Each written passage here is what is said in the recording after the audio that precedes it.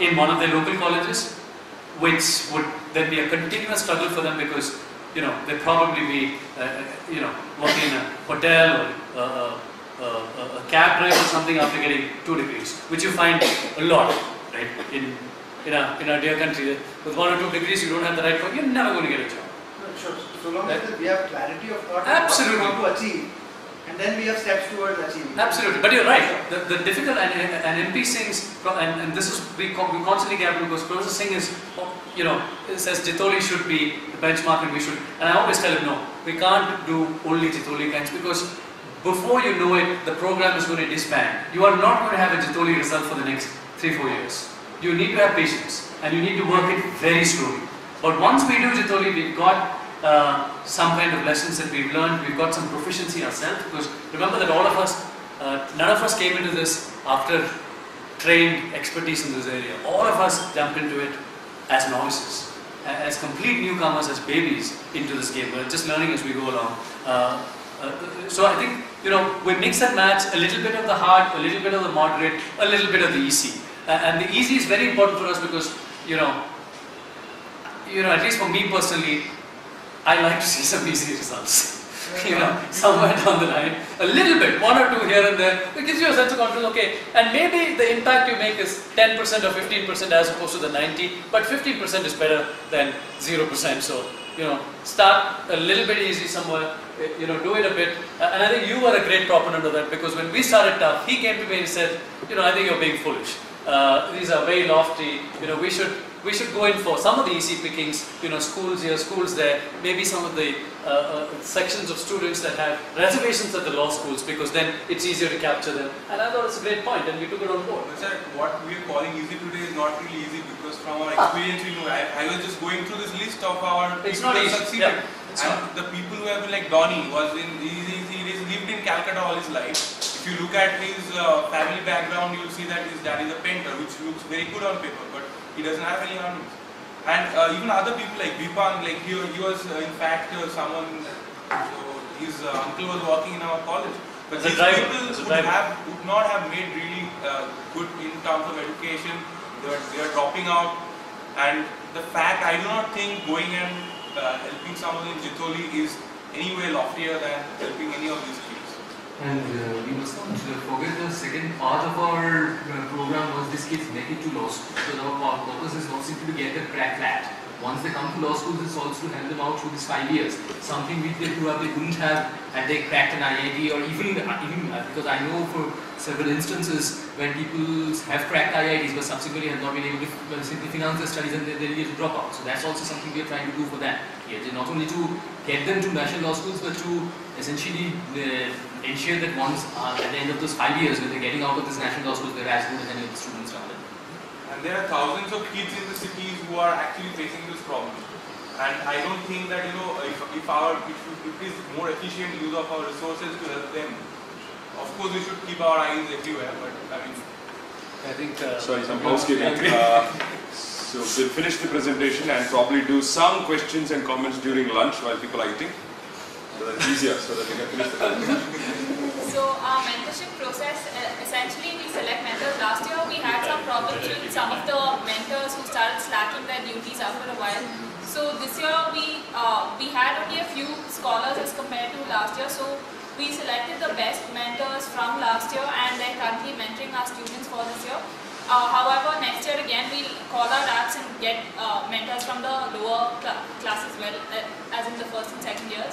And essentially what we do is after we select the scholars, we introduce them to their kids and we keep a track of mentors by asking them to send in weekly reports of their kids. So they essentially talk to their kids every week and get back to us regarding what the kid is going through. So they talk to them about their attendance of their classes, their strengths and weaknesses, which areas of the class they find hard or which areas they find easy, whether they need any more materials on what they're preparing for, or some of them had even troubles with respect to getting to classes. They had troubles, financial troubles, so they tell their mentors about it and they get back to us.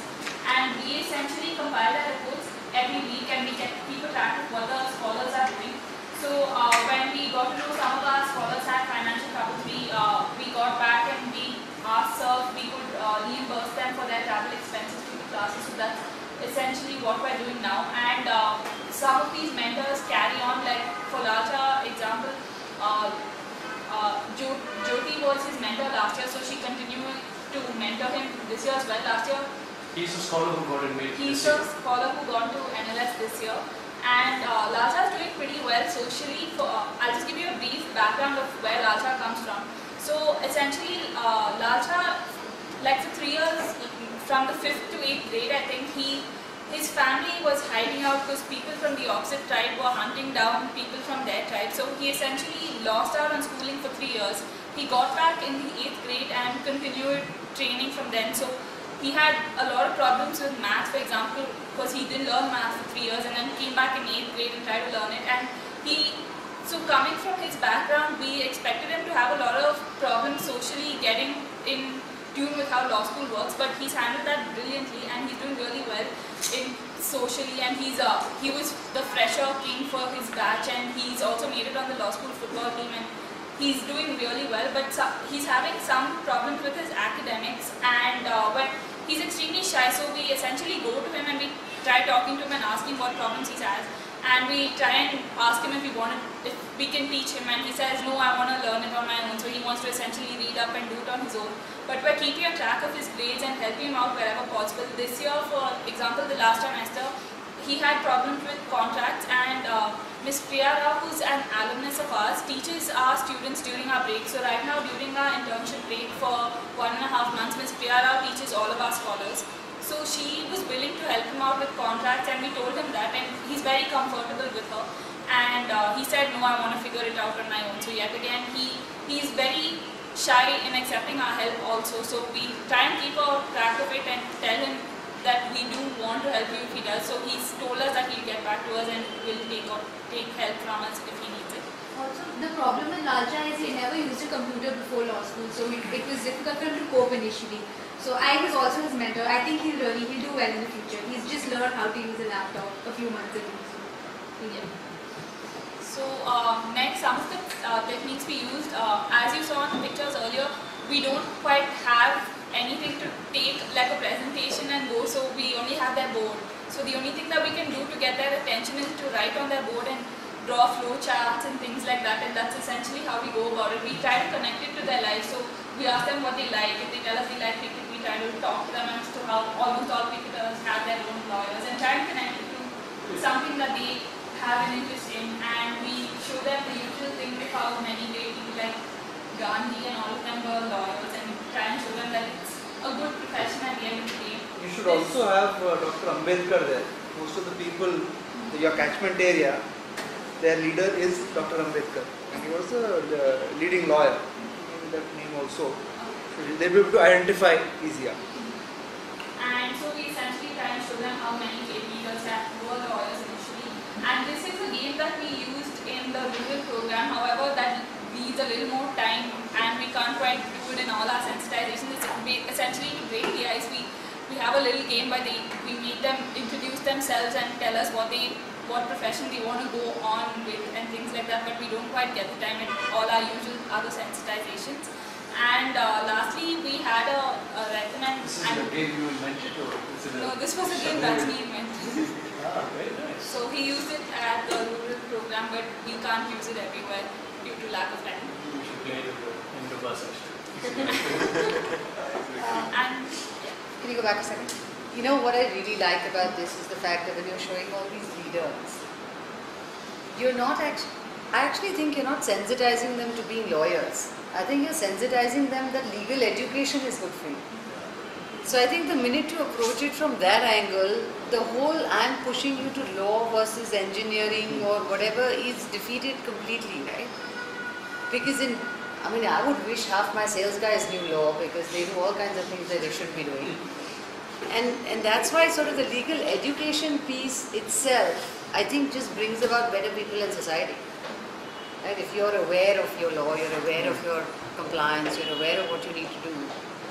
The entrepreneurs here that you were talking about. So, at the sensitization, probably you don't have to even talk about law as a profession only. It's only about legal education being important, and then you go on to the aptitude, and like you said, works a lot better. Because that really is something they identify with, right? But everyone will also think, I can't reach Gandhi's level. They, like you said, they need lower role models too, right? Of people they can identify with that could be their district collector or could be their, you know, I mean, why do they all have to, I mean, yes, a premier law institution, but at sensitization, I think you don't go the whole hog. Okay, there you go just little piece. You could do this, you could do that, you could do this. And then if they have the aptitude, like she said, then you go the whole hog, right? We also tell This is them a great how point. It has to be local. What do I identify with? Well, you know, nobody's going to say, I'm going to become Gandhi. I don't think anybody by 11th grade has those kinds of illusions. And I think her point that law does not automatically mean that you have to necessarily go to the legal profession. I think you guys, in your first year, the Bangalore NLS chapter, Banavar's team went and showcased the image of someone who did a law degree and went into Kannada movies. Oh yes, Yes. Ardika. Yeah, absolutely. And that apparently connected with the student crowd much better than lawyer role models like Gandhi. I don't know. So I think you break so it up into what are you going to say the first time, what are you going to say the second time, and you might have more impact. yeah, there are some law schoolites who even went on to become models and Oh yeah, we had from And they probably write better contracts for themselves and earn better money. You know, that's the sort of discussion, right? and they always win and argue, which is a great thing. so we show them how law doesn't restrict you to a Right, career that and you really can work works. in. That really And then you can show something like Shamla. I like that. That was Model has become a lawyer. that really works. And this was just a suggestion. We could probably, if we have a lot of time, we could screen a movie and probably something like 12 Angry Men and show them how, I mean, let them get a sense of how the thinking of lawyers works well. So that's just a suggestion, but we don't usually have that much time to do. Because I was just reading that movie that came out, what was it called? Oh My God.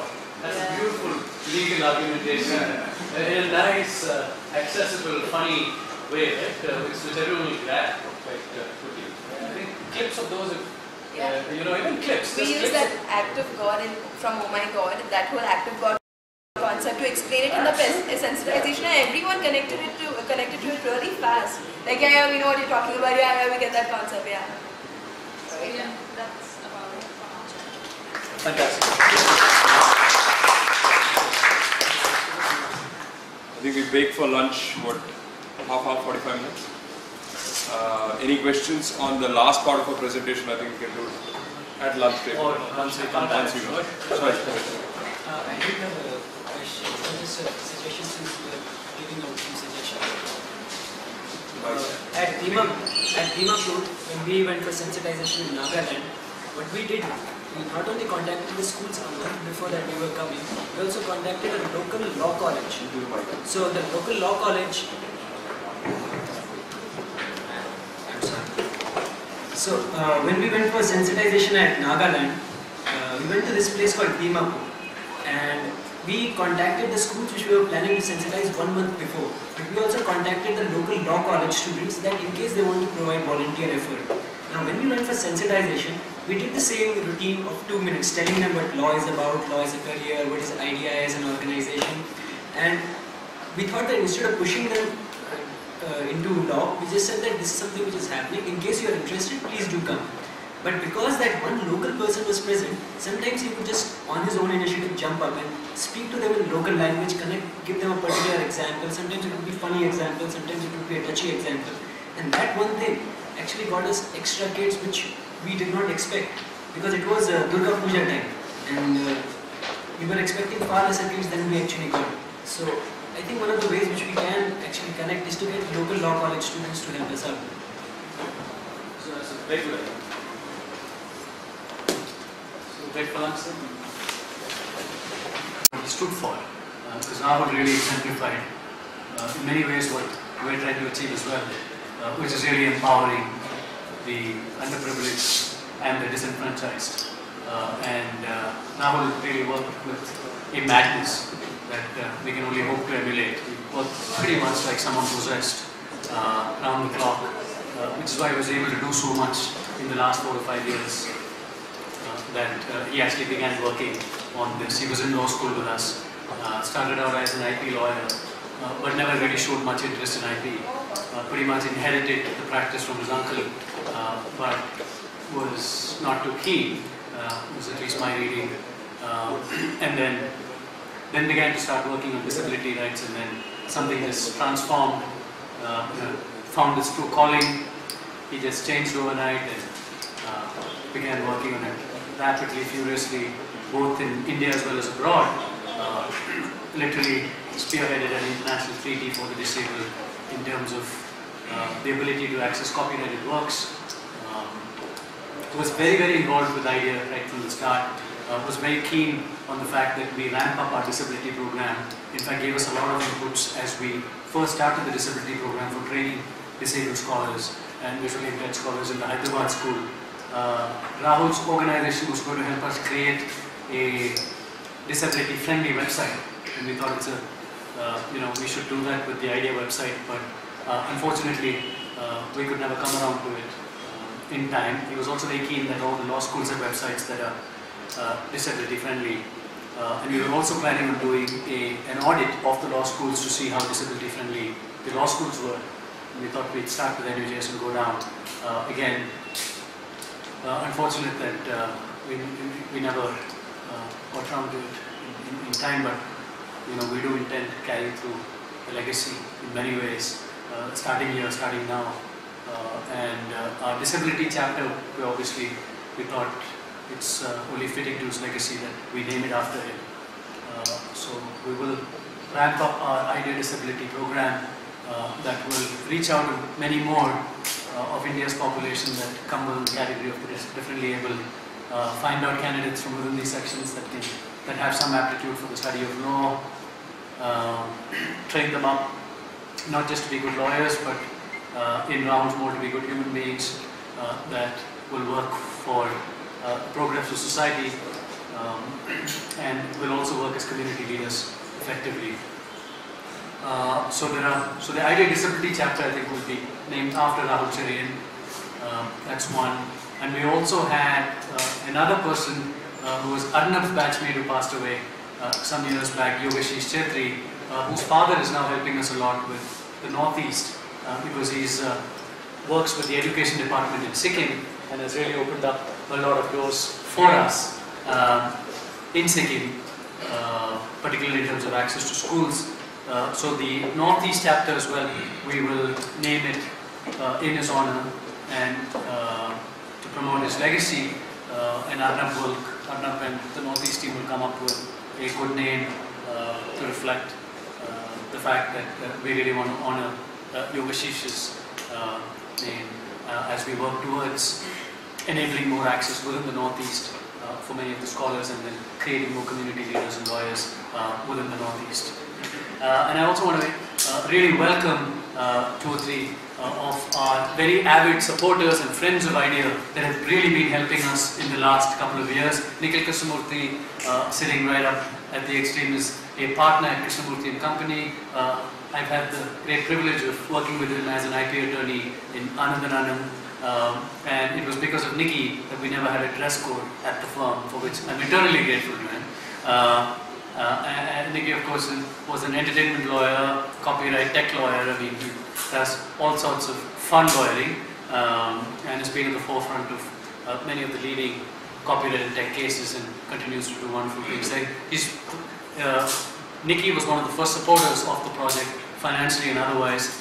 In fact, the first check came from them, from Krishnamurthy & Company. Both he and his sister are alums of NLS, and they felt very strongly for the cause and immediately dispatched a check as soon as I sent out an SOS call in the first year of our operation. So we're very grateful. He's continued to be involved and he made time, despite his many commitments, to be here with us today. So very happy that you're here with us, Nikki. Pratik is the Pratik used to be a chapter head at IDIA Lucknow, now works with Nikhil here in Bangalore, and Pratik really did a lot to get a lot of traction for the chapter in Lucknow. He was at RMNU and now he's passed on that, of course, to his successor. We'll hear from her representing. a few words here on what's really going on at the Lucknow chapter. I'm very pleased and privileged also to have Manav Nagaraj here, who's again both a classmate of mine in Smita's at the law school, and Manav again has been with us from the beginning, has always helped. In fact, most of our legal stuff, including the trust deed, and we had huge issues with a change of guard at NUJS, and because of the change of guard, we had huge issues with just getting release of funds, and Manav's firm, and Manav particularly really helped a lot at that stage with legal opinions, wetting some of our contracts and other things, and has always gone out of their way to really give us extremely good legal advice and very prompt. So I think he treats us better than his regular clients, and I'm very, very glad for that, because it's very difficult to find pro bono lawyers who give you time at all. A lot of people do pro bono, but they always relegate it to that rare Sunday when they have free time, which is next to never. But I'm glad that he gives us time, top of his list. Very pleased also to have Priya Rao with us here today, again from the law school, and she's been doing wonders with training our IDIA scholars, the ones from Bangalore. And I think she started last year, and the scholars always have extremely good things to say about her. Normally, we've not had the kind of experience with many other training sessions, but Priya always gets us rave reviews. I'm very grateful that she takes time out and spends time training our scholars last year and this year as well. So thank you very much for being here with us. And then I have the privilege of introducing two gentlemen there who are exceptional breeds, in that both of them are creative lawyers. Very, very rare to find these days. But Nikhil Narendran is with Trilegal in Bangalore, is a tech lawyer, does a lot of good work around technology and law, and is also a filmmaker, an actor, director, and various other things all rolled into one. One of the movies that he was involved in won an award and was to be felicitated at the Kerala Film Festival, which he was supposed to be, but then owing to our persuasion, he agreed to be here with us.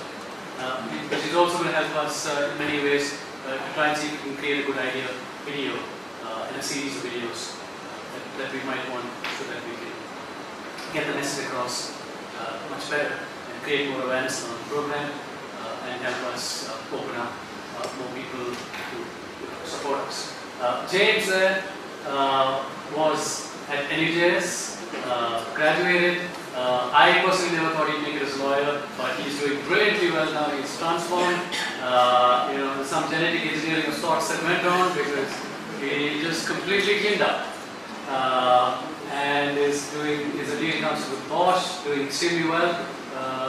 And is also, again, very, very creative, because he's been involved in theatre and the arts, and he's going to help us with the video as well. So both are here to get some sense of what's going on with IDEA and to really help us conceptualize and get a very, very good, powerful, emotive video that can help us garner a lot of support from around, both institutional and financial support from around the legal community. So thank you very much for making time and for being here with us. Anyone else that missed out? All the others were here. So for all of you who've come in here, what we're doing is just presenting various facets of the IDEA project, so you get a good sense of what's going on the ground. So in the morning we had presentations from two state chapters, from Hyderabad as well as Bangalore, on what they were doing with their state teams, how they were going to school, sensitizing scholars and picking scholars and training them for the study of law. And in the afternoon session we're going to carry on in that mold. We'll probably have other teams to give you another flavor of what's going on. We also have teams that are working on funding, teams that are working on training, and these are teams that are not specifically connected with the state, but are doing it at a pan-India vertical level, because the work they do will filter across to all teams that are working in the various states in India. So may I ask Deepto then to, Deepto, she is our Executive Director that recently joined us for all who joined us in the afternoon, along with two other directors, Sobi Kuha and Arnab Roy is again wears multiple hats, so now he's wearing his hat as the cameraman here with us, but he and Shobik are directors, also really running the movement. All the others are team leaders of the various teams. These are law students working for IDIA at the various law schools and running their own teams there. Okay. Okay, so before we go on to the presentations, let me give you another facet of IDIA. I'll invite Ishan, the magician amongst us, and just to liven up the session, he's going to show us some magic. Hi, so before I move on to my presentation, I thought, because I got a sense that people are a bit low on energy, so I thought I'll show a couple of magic tricks. Now, because the audience is spread out, I'm just going to stick to this table, if that's fine with you. I'm sure you'll be able to see. It's just natural for me to float this side rather than that side. Okay. Keep your hand out also for the collections. Yeah, of course. So, I have a pack of cards with me. It's one of my 6, and I'm going to start by showing a card trick, and you have the closest hand. So, why don't you pick a card, any card. Now, do you want that one or the one I was supposed to force you to take? That one? Alright. So I'm going to turn around. I want you to show your card to everyone. Don't show it to me. I've seen this trick before. If you could just show the card to everyone. Yeah, not to me. Alright, everyone's got the card? Yep, you've seen the card. Just the suit, not the number. Which one was it? Okay, I'm going to turn it around. And I'm going to shuffle my cards. Please say stop so we can put your card back in. Thank you. Okay, now if you could press down on my cards, please. Thank you. That was very gentle. So I'm going to riffle snap and one card is going to reveal itself. Alright, I'm going to spread it out. I hope everyone can see that there is one card and one card only, which is now blue back. Am I right? Yeah, I hope everyone can see. There's one card and one card only, which is blue back, and this blue card is the 10 of diamonds. Was that your card? I was asking because only 2 people were clapping. So, now I'm going to make it easy for you. I'm going to take the 10 of diamonds and I'm going to put it aside on the table for a second. And once again, sir, if you could tell me to stop shuffling. If you could look at your second card. Alright, this is the second card. I'll just show it around to everyone. Shamnath has his reading glasses on already. Yeah, everyone's got the card. Remember this one now. Once again, if you could press down on my cards, please. Thank you. I'm going to riffle snap, and once again, one card is going to reveal itself. So in my pack of cards, there's one card and one card only. That is blue backed. I missed it. I was walking around. Can you see blue card anywhere? Not yet.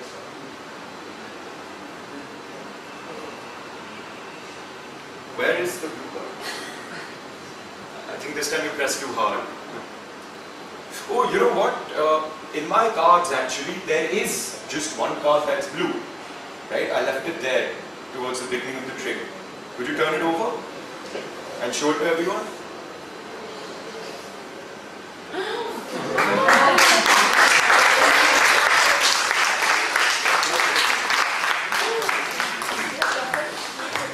Okay.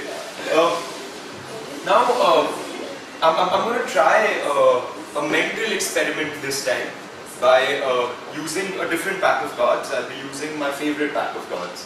Yeah, and here in my pocket are my favorite pack of cards. Right? I'll just shuffle, otherwise we'll complain later. Yeah. Okay. Now, Shamnath sir, who donates the maximum money over here? Who wants to put their hand up and be the next person? Okay. So, okay, I'll use Nikki's help for this trick. I want you to pick a card, any card. Have a look at it. You like it? Are you sure you like it? Okay, fine. Now, I'm going to turn around. I want you to show your card to everyone. I Actually, I should have gone with the actor for this trick. But just show your card to everyone, please. Okay.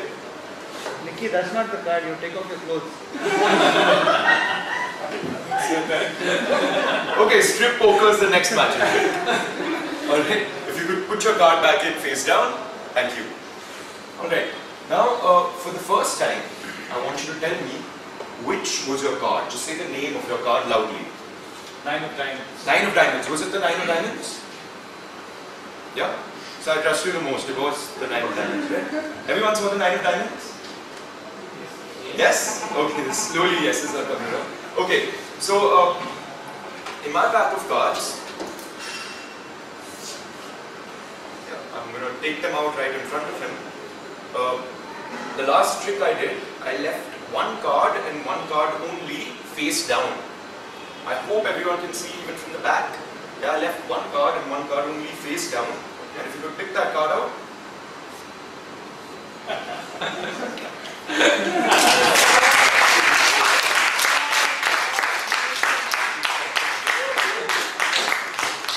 I'm glad we had a chat at lunch.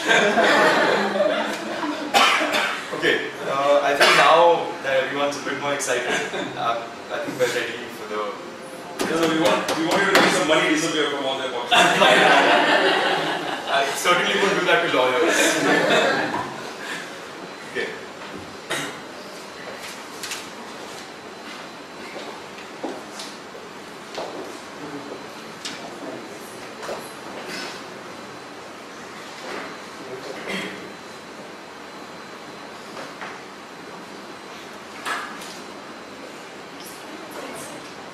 You should have a TV show.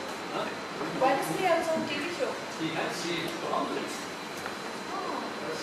What channel? What do you get? Not regularly, but they have been recorded online. What's he doing as a lawyer? Won't he make much more money? Oh, good. Oh, that's good. He's going to help us make money for it. Okay, so now we'll move on to the presentation. I'm a member of the IDIA funding team. As Shamran sir was explaining, it is a vertical team. So it works along with all the various chapters independently, but along with them. And who is clicking the presentation? Okay, just click thrice. So I said, yeah. Keep Okay, so I'll start by telling you a little about who we are. It's a young funding team. A lot of the members are in their first year and in their second year. It's very different from the presentations you've probably previously seen because there is a lot more administrative work with regard to funding rather than the challenges of sensitization and finding app mentors.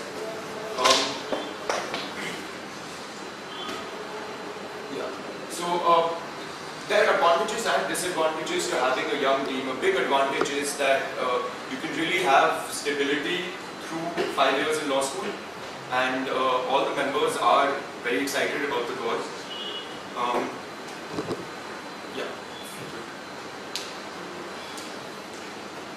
Yeah. So the key task of the funding team is, of course, raising funds with existing funders. And we also need to spread the word of funding around, because very often a person who cannot personally fund us or donate recommends other people. So in that sense, the word spreads, and it's easier to then approach the larger pool of potential funders. Of course, the one-on-one strategy is to contact people. Right? Persons we know, persons people know, we get recommendations, we get a word into them, and then we ask them for funds.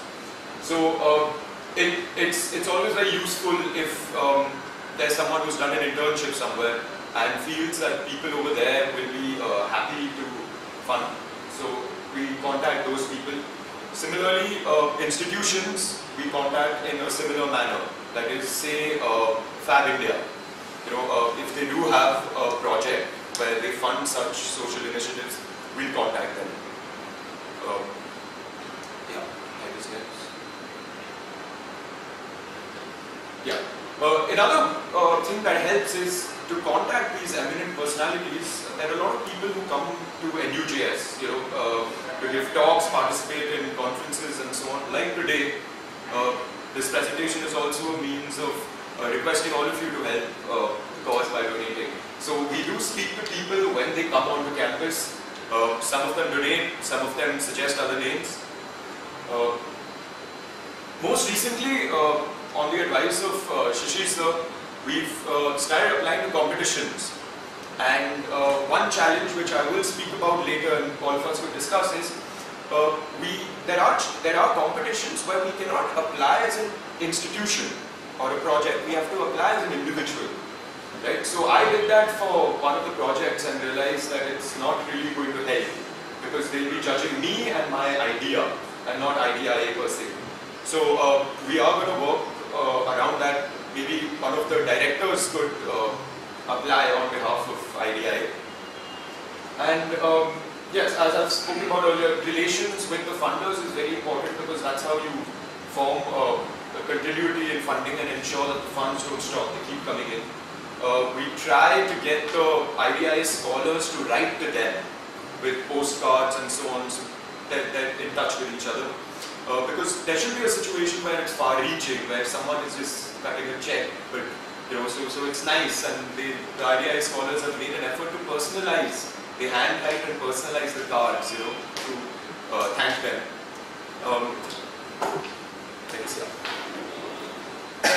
So I briefly want to just reveal the existing structure of funding.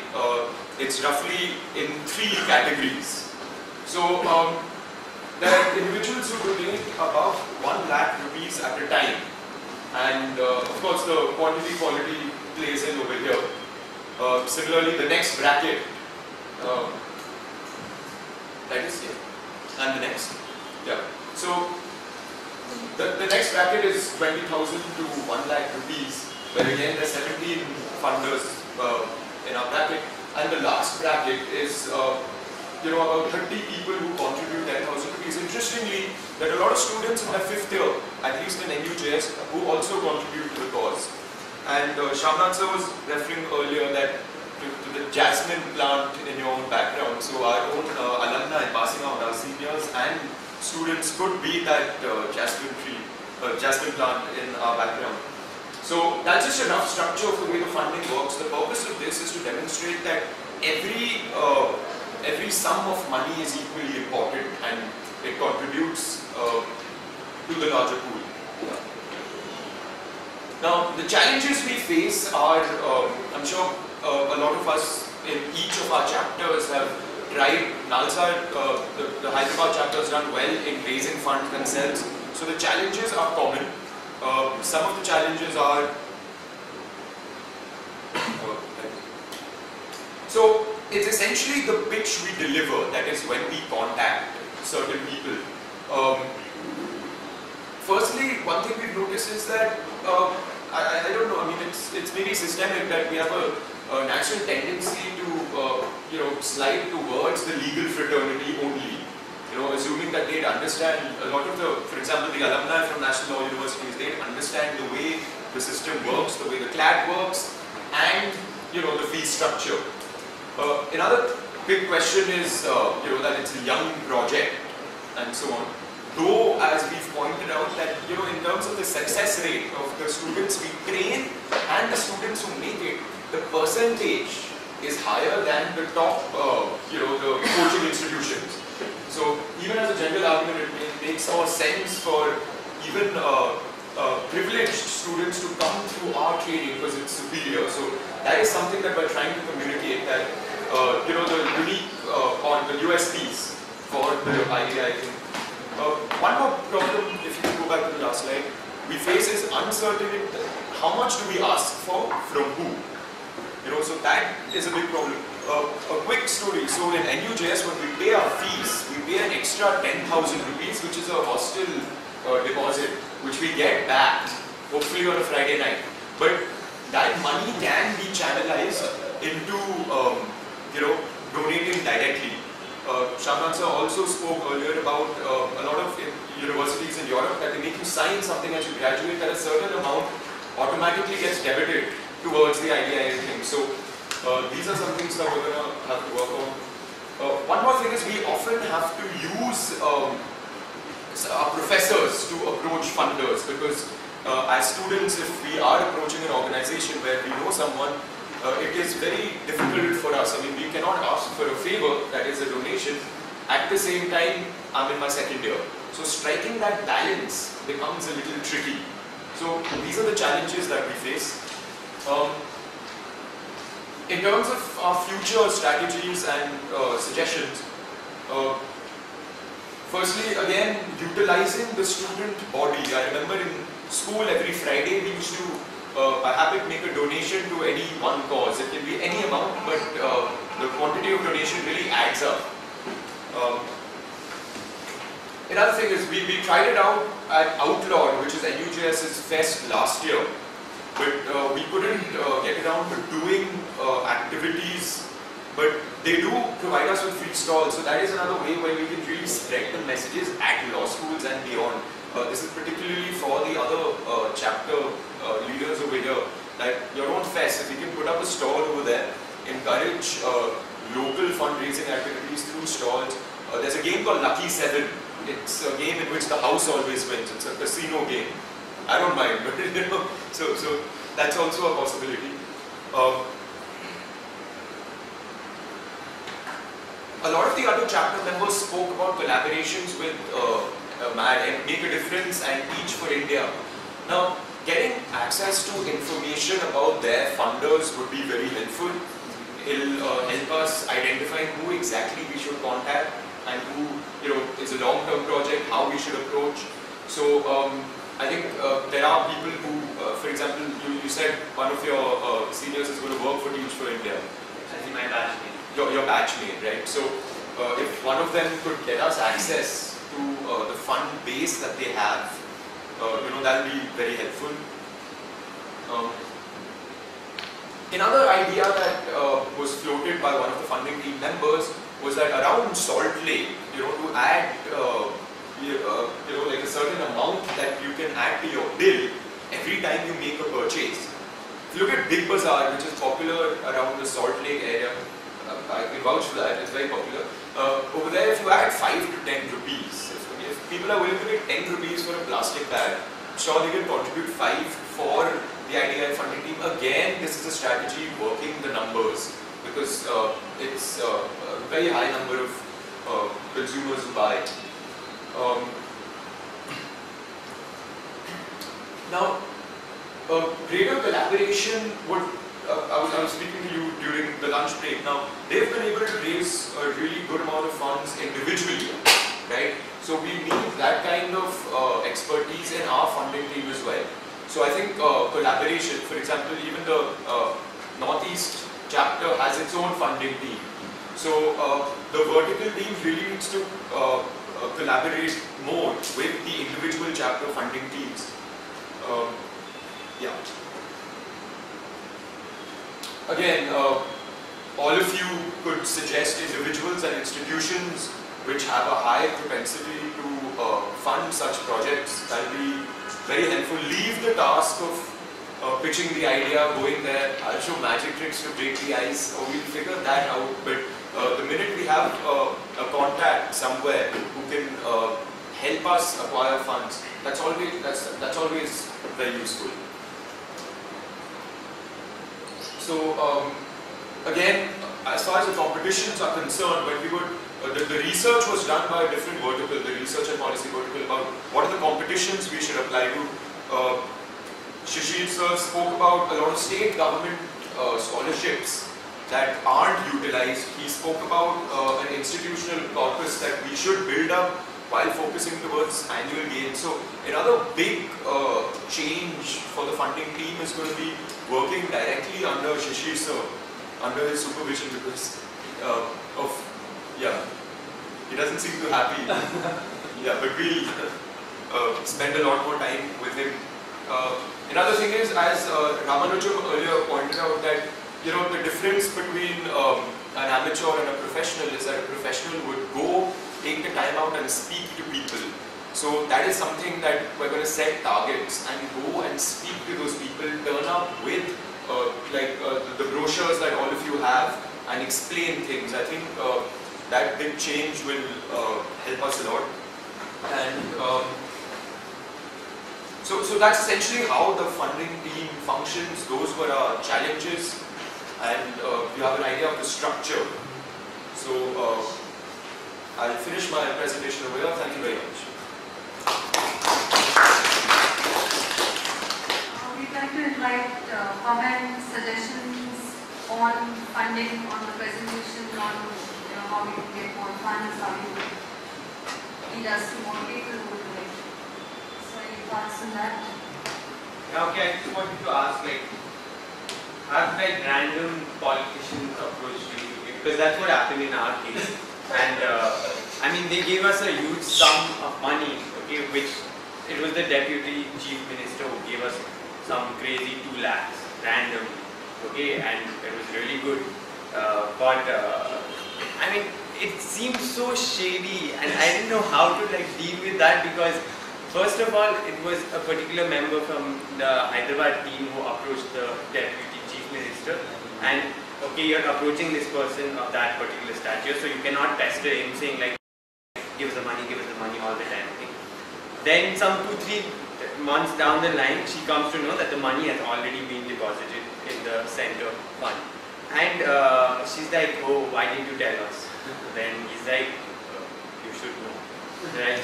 So then we figured out that he's done some 20 separate transactions of 10,000 rupees at different dates. Okay? And we're still finding it a really, really tough time to locate the money in the corpus. But as in, do you take political donations? And if it's been done, then what do you do? I think that's a great idea, because any money is good money, but I think we'll wait for Vinod Rai to pass before we can allow such transactions. But I think let him deposit 100 times 10,000 or up to 20,000, I don't know. Any money is fine, because we can't be sitting as judges of saying this is bad money, depending on who the person who's depositing. Maybe it's a good cause. I mean, I know rich farmers out of Rohtak who just know to deal with cash only. So as students, as volunteers, or as trustees or members of IDIA, we can't sit on judgment and say that's bad money, this is good money, we can take it, we can't take it. We are not doing anything shady, and I think we should just restrict it to that. I mean, it becomes almost impossible a task, because I think we've had close to about 100-150 transactions where people are genuine who deposited 5,000 rupees, 10,000 rupees, without even writing their name or neither notifying us saying, hey, listen, I've donated 10,000 rupees. I mean, we've had experiences where some even law firm associates and partners, give 10,000, ask, a huge amount of paperwork, where there are some people who just donate without letting their names know, or they don't even want to be publicizing that they donated. So let's just get the money, because I think today that's the lead that we have. A very quick sort of suggestions before I think we can, just to supplement.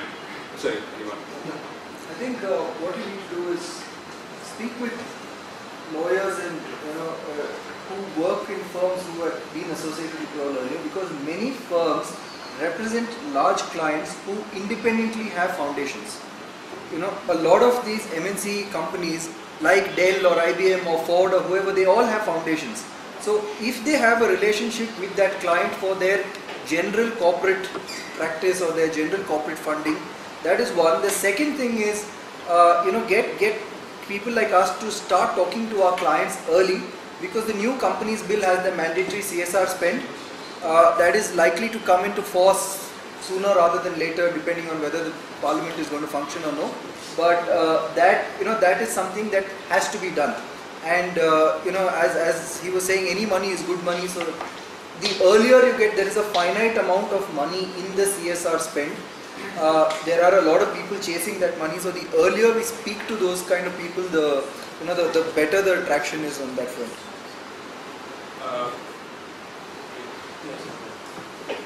First is a question. Do we have 80G? Yeah. So we'll have some compliance requirements based on, I guess, Yeah, so to reveal where the funds have come from. That process is ironed out for us. Fine. As long as it is 20,000 and below, we have no answers or questions to get. 20,000 and above, it's actually not our headache too. So we can receive 50 lakhs by cash if anyone wants to deposit it. We can't issue a ATG certificate to that person.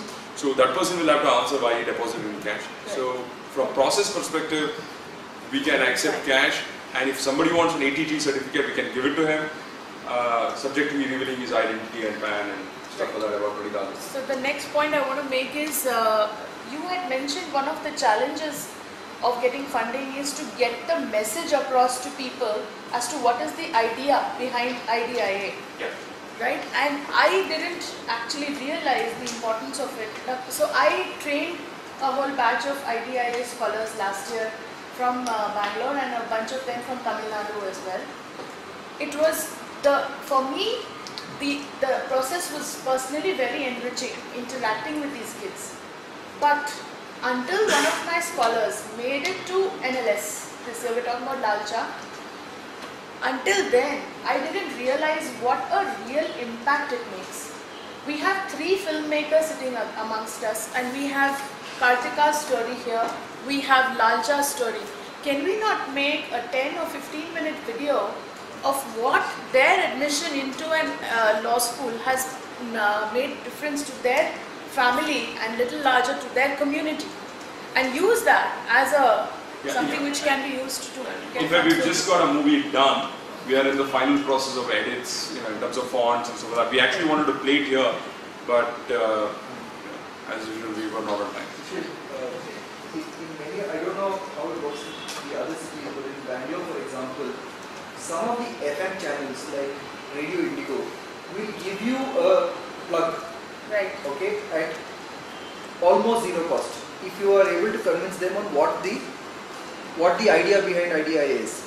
Okay, so you just need to, and they do it for a lot of people. They do it for Grameen, they do it for Save the Lakes, the Lake Conservation Authority, and I have worked with another organization which has actually got this plug on one of the leading FM channels. So when people drive to work or something, and they normally do it when they give you this plug when they tell you about the traffic or something like that during their ad break between songs. So that is something that you can, it's not a way to increase funding per se, but it's a way to increase more people knowing what this is about. Actually that can be immediately followed up, because Radio Mirchi's CEO is quite close to some of us. Prashant, so Ratna will have his contact details. You contact him immediately. That's great. And I know for a fact that they will give it to you at no cost if you are able to convince them. And they keep having this. Radio Mirchi CEO was a religious party. Yeah, and they keep having this thing to showcase, social Namma Bengaluru awards and this and that and all kinds of things. So at that time, this can be one of the additional things. This you can immediately actually. On the brochures. Good. On the brochures, online saying, where should we check? So we just got the payment gateways green light, so recently.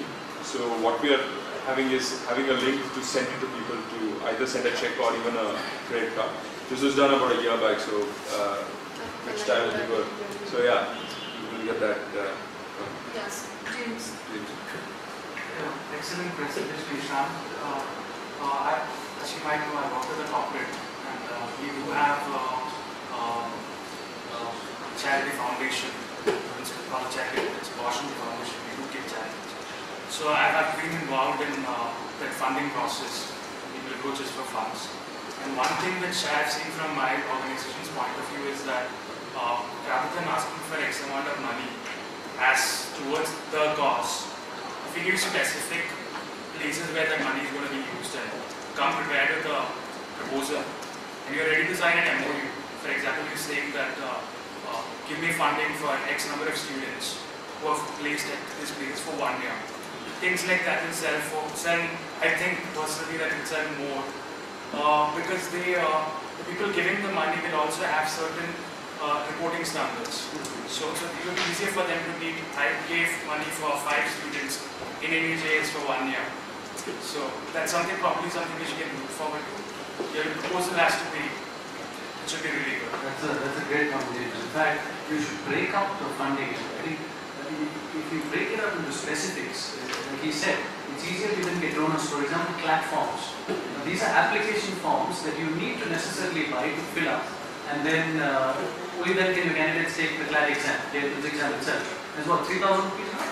Yeah. It's 3,000 bucks, which is so yeah. Some of our scholars we will provide a little bit of support to get this form. Others we will ask them to buy it on their own, and yet for others,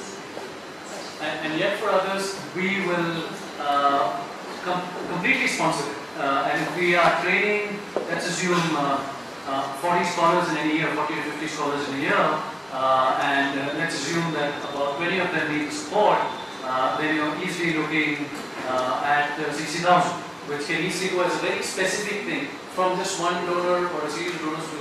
You've got a specific process there, like he's saying. It's easy to show that this is just for the application form, it's going in the candidate's name, etc. So those kind of things we should be able to get it easily, because what is happening now is all this is going through the general fund, which is meant to really be for going in, for sensitizing, for so if you break it up, I think we have a greater chance of really securing this. I think you may want to just circulate the breakup to everybody present here and the board of advisors, simply because as purely as technology partners, probably Bano will know the IBMs or the Dells or the Accentures who are happy to donate their 15 laptops or 20 laptops. Or, I'm just giving you a very random example for our students who would want to use it in their classrooms.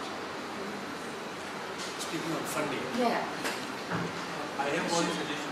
Sorry, Shruti has a point. We take that first. I just think it's a small amount, but perhaps every year, if like in school we used to all get, like they used to make us make like a little contribution every year, so I may put that into some sort of organization or some cause. So if every year we could get all of our classmates and everyone in all 5 years to donate maybe 50 rupees max a person for a year, that would probably amount to a lot when it's 50 into 80 students per class into 5 per batch. So that should probably be I mean, it's not a lot, but it's at least enough to cover a few CLAT application forms and all. Also, you get people to contribute and they feel more interested and involved.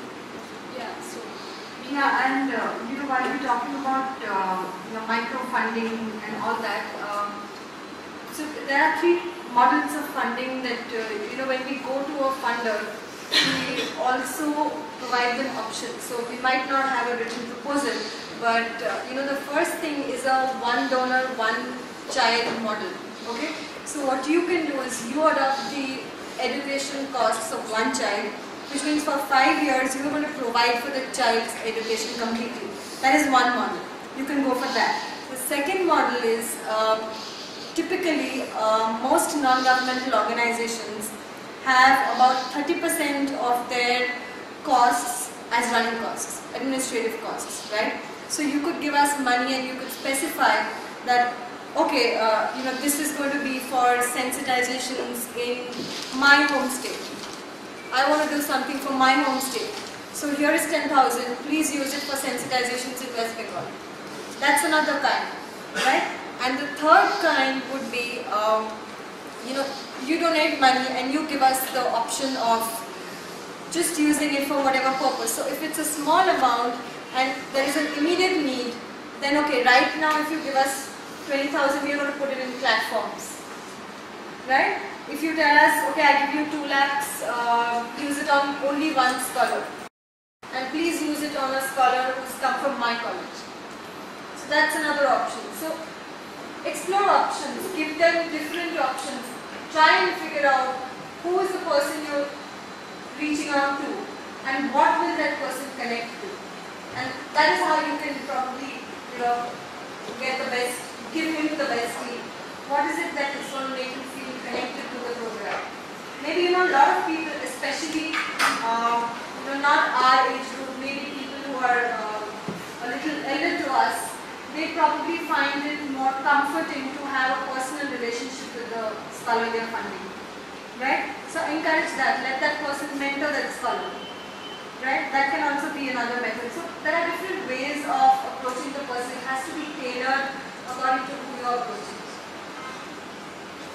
Just a suggestion.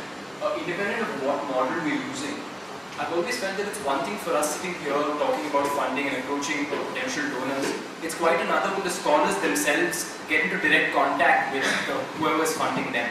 So if we here at IDIA could set up some sort of institutional framework that would allow donors and scholars to meet, and that's when the donors perhaps understand the sort of impact that we're talking about. When a scholar himself speaks and says, this is the sort of impact that IDIA has made on my life, it would perhaps make the whole process of funding a lot smoother for the potential donor as well.